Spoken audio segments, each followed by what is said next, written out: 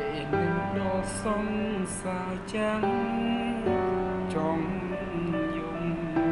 គ្រាមួយដែលមានរូបមន្តនៅក្បែរទំអូនស្រីលេងសាយមិនថែ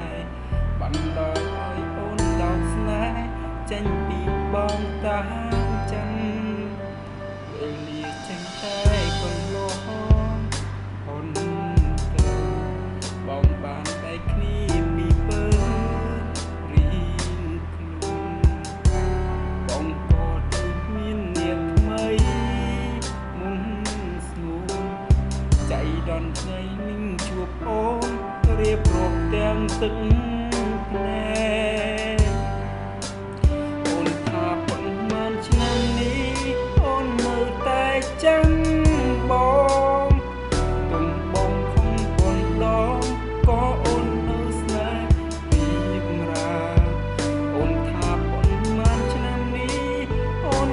មានអ្នកណានឹងក្បែរអូនមានតែភាពឯកាកុំដល់ជីវ៉ាចាំបងហេតុអ្វីនឹងព្រមស្អប់បងប្រលឹងហេតុអ្វីអូនសុំទឹកមេយ៉ាងណាបើមិនបានជួបមានមេពេលនឹងបង